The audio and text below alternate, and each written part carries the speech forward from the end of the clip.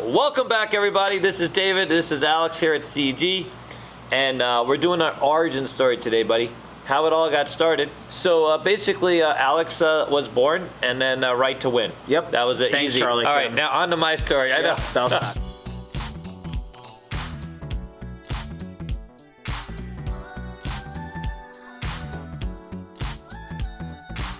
Hey, before we begin, do us a favor, check out our Patreon. Yeah, check it out. Check out our Patreon. If you want to make a reservation at Casino Quest, check out our website. If you want to become a dealer, check out our website as well. Yep. We appreciate all you guys for the support. They know the websites? Well, hopefully Nick will pop it up in the bottom. Boom. All right, and a couple more things. Do us a favor, smash the like button, and if you want to, smash something else. Button. Yeah, like the smash button as I did in Like the previous. the smash? Yeah. Smash something. Smash the like. Yeah. Just smash. That's the theme of this video. Yeah. Smash it. it. And also ring that bell. Be a part of the Smash Gang. That's what we're gonna call Smash it. gang. Yeah, that's what we're gonna call it. Be a part of the Smash For Gang. ringing the bell? Mm-hmm. We might as well start with yours first, because mine will take a minute. Okay? So Alex breaks in, goes to a terrible dealer school, which is one of the reasons, a catalyst to here. Yes. So very interesting. Turned 21. Parents sent me to dealer school. Went to dealer school. Dealer school sucked. Yeah. It was really terrible. It was so bad, in fact, that they wouldn't turn on the AC during the summertime, and they would sell water bottles at $2 a piece. Wow. Really? No, seriously. Holy crap. So just to let you know, 13 years so ago. the dealer school owner, he was so cheap, he didn't really have a teacher there. It was like really one teacher for everything, and also on top of that, he wouldn't turn on the AC during the summertime. Yeah. The school's still around, by the way. Just so you know. Yeah.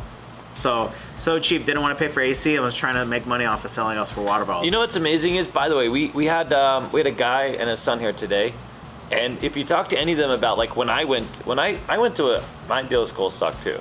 I mean, I did get a job. I don't remember having any real specific complaints. In fact, the owner of my school ended up opening a casino, his own casino in Louisiana. And he was a nice guy, but he was really cheap. They milked that student loan thing. It was $3,000 to go to school. Yeah. I got out. I was so bad as a dealer, had a muck. Okay, but back to you, sir. So anyway, so that's what created me. Once I had experience later on, there I was like, maybe I want to start my own business. Oh, dealer school. Yep. You saw a big fat hole, jump right through it. Yep. Yeah, you got it. No, I'm with you, bro. Yep. Yep. So that's my story. But in my dealing career, it started at the Gold Coast, learned all the games. Of course, yeah, my dad, my family, they're well connected here in town. I went to Win Encore when Encore opened. But I dealt high limit, so you can't knock me for that. You can't sit there and say it's... You got to have skills to deal high limit. So I got it, and I was dealing high limit there. And then when Cosmo opened, immediately went to Cosmo, and that's it. A little bit of Tropicana, a little bit of Hard Rock, a little bit of like a week at the Golden Nugget. That's my dealing career. Wow. Dude, that is literally like, I wasn't so lucky, bro. I got my origin story is actually kind of cool, okay? It's just how I ended up sort of even in Vegas, okay? I was working on these movie sets. I'm in LA because you got to know the impetus to why I would even end up in Vegas. Like, what kind of person ends up in Vegas, right? I was working as an extra on movie sets, and as a I got a job actually as a stand-in, and you got paid really well.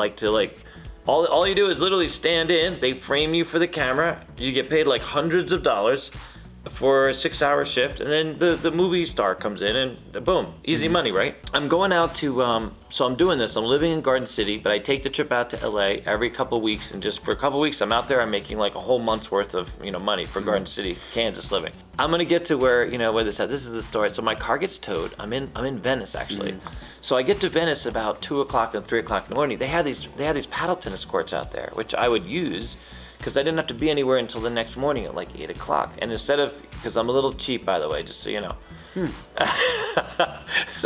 So instead of me, if I got there early in the morning, instead of getting a hotel room, I would hang out at the beach. You know what I mean?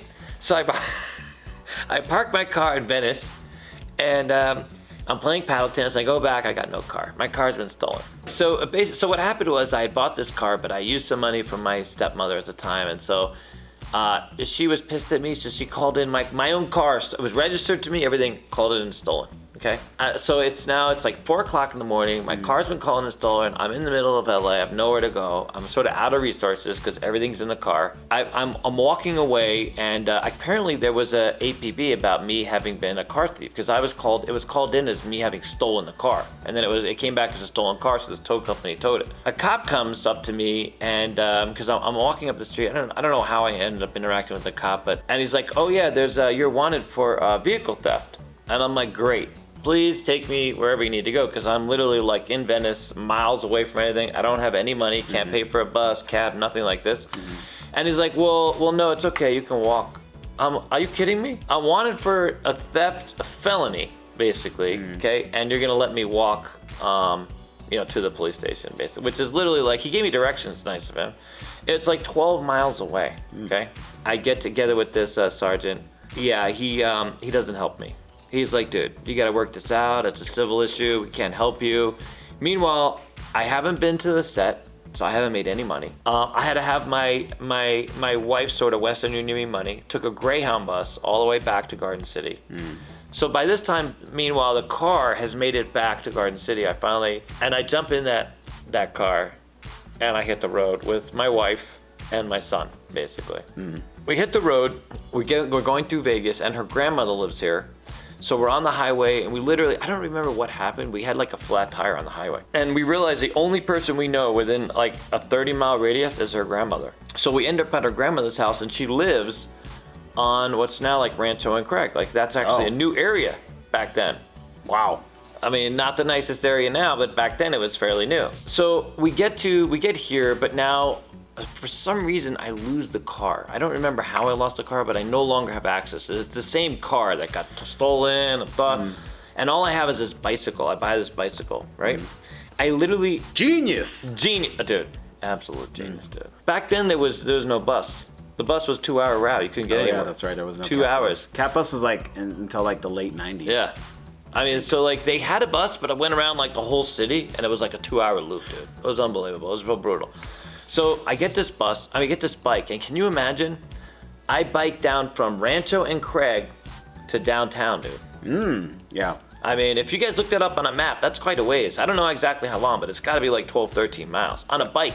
And we're not talking 10-speed bike. We're talking like no-speed bike. My uncle, so Charlie Kim's parents, right? My grandparents, they used to live right here on Valley View and Oakey. Yeah. He used to bike all the way up Red Rock and come back. Wow. Growing up. Holy smoke. Yeah.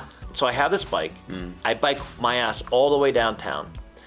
And you remember the Glitter Gulch? Remember that the glitter, those slot machines the girls would send out, so they would lure you in, and they would try to get you to buy into these slot machines, and then if you hit something, they would try to keep you playing. Yeah. They would like they were like, used car salesmen. They get a bad rap, those used car salesmen. But anyways, they were like slot salespeople. They were kind of keep you there.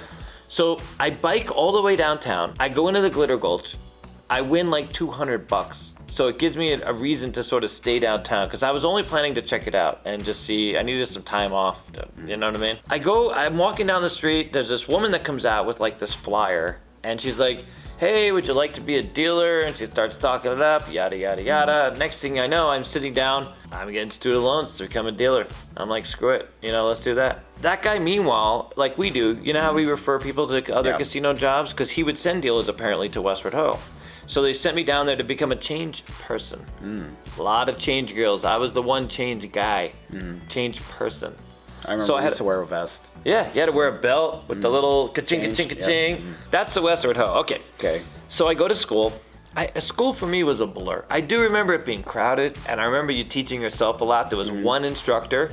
There was a crap guy there. There's a craps guy that was always yelling. So at some point, they're like, oh yeah, the gate needs somebody. You can go to the gate or the El Cortez. He basically says, listen, go to Fremont, take a left if you want to go to the Cortez, or take a right and go up to the gate. And he told me like who to introduce myself to. So as I'm walking over there, I literally run into somebody, and I'm like, what? If you had a decision, which casino would you go to, the gate or the El Cortez? And they were like, right away, the Golden Gate. You know what I mean? Basically, that's where everybody started back in the day. You didn't start it like nowadays. Like you break into like a few strip places. There's some people off the strip. They didn't have any local casinos. Stations didn't even exist, other than Bingo Palace, which was then became Palace Station, right?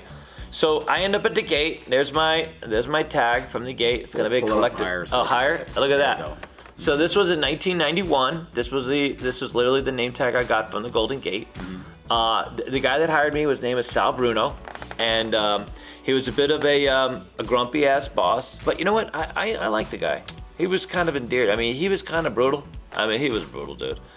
But he always backed you up. You know what I mean? He was like a dealer's boss. He would always back you up. I'm there for about 4 months. I was dealing birds there. We're making like $30-$40 a day as an envelope. There was a few days we picked up like $12, but for the most part, it wasn't terrible.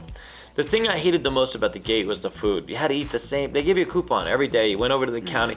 So you know where you got your shrimp cocktail? Did you remember they used to have? They don't have any food there now, but they used Golden to have. Gate used to have 99-cent shrimp cocktail. Okay, it was only 50 cents when I was there. Wow. When I was in high school, it was 99 cents. Really? So, yeah. Yeah, it was cheap. Anyways, that was the same counter because they used to serve burgers, things like this. But the gate was like every single day it was the same flipping thing. You got a hamburger. You had a choice between like a hamburger and a hot dog, and of course the shrimp cocktail. I mean, shrimp cocktail every day. every day, dude, with a drink. You know what I'm saying? It just got old. No. You'd have been all in, dude. You'd have loved I it. would have mukbanged. And then if you wanted a cake or something, you had to buy that. That was extra. You couldn't afford extra. Come on, I had to take those tokes home. The one thing I remember the most about working at the gate, believe it or not, there's I have a couple stories I can interject here if we're okay with time. Well, let me reset it. We better reset. You better reset now, man. You better reset. I think I've said like 45 seconds total. You're a filler, buddy. Yeah. Dennis, come sit down over here. I'm gonna go lay.